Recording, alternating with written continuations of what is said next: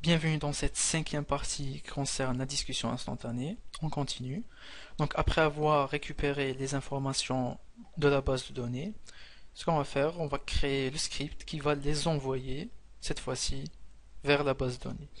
Donc dans le chat.js, on va laisser un petit commentaire, on va dire la fonction qui va envoyer les données vers la BDD.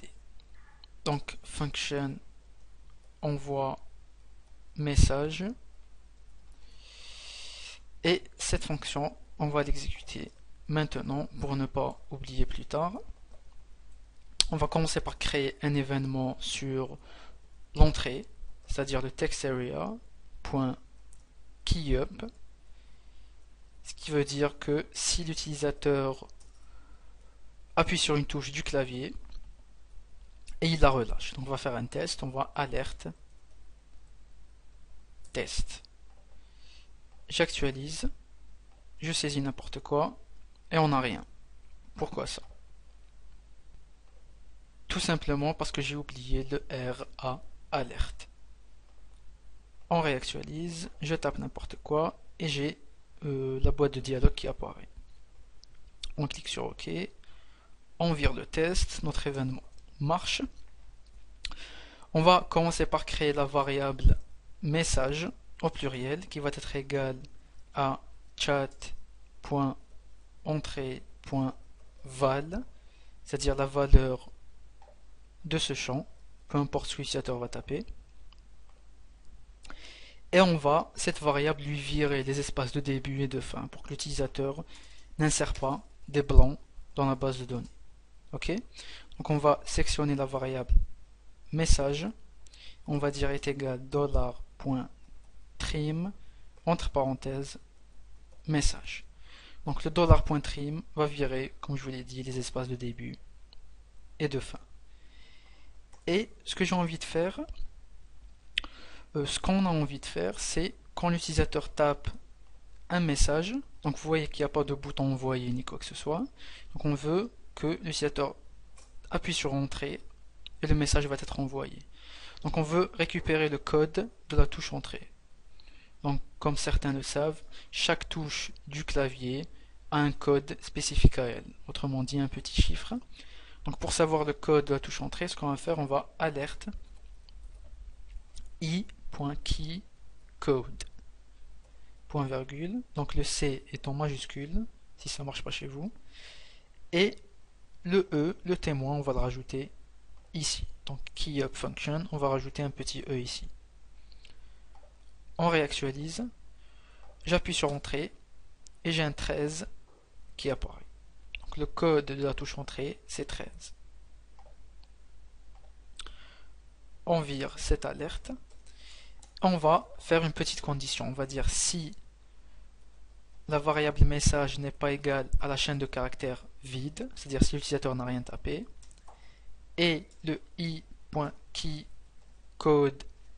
est égal à 13, et i.shift key renvoie à false. Je vais vous expliquer rapidement.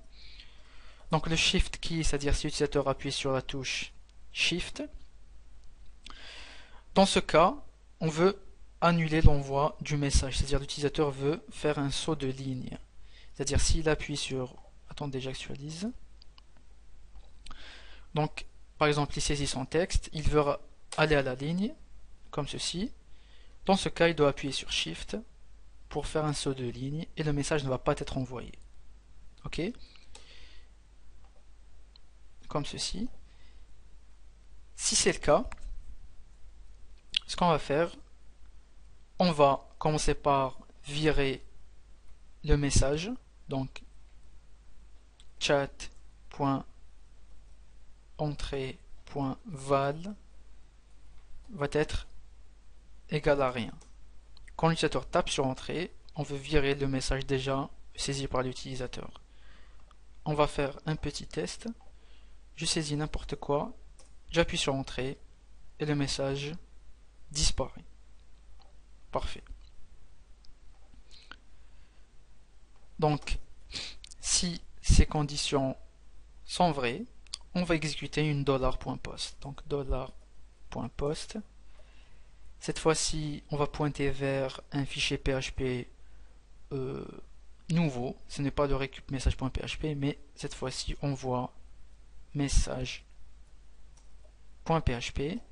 Cette fois-ci, on a des informations envoyées qui sont dans la variable message. Donc on va dire message message. Donc cette variable, c'est celle-là. Et l'autre, on va l'utiliser comme $_post message. Dans le fichier PHP, on voit message.php. Donc on vire ça. Function.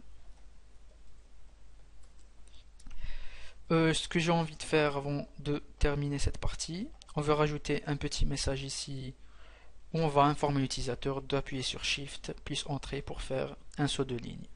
Donc on ne va pas le faire en jQuery, on va le faire en HTML5. Donc on se dirige vers l'index.php. Dans le text area, on va rajouter l'attribut placeholder comme ceci, égal,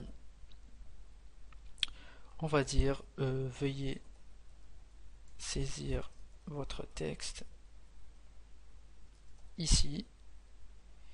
Entre parenthèses, on va dire Shift plus Entrée pour un saut de ligne.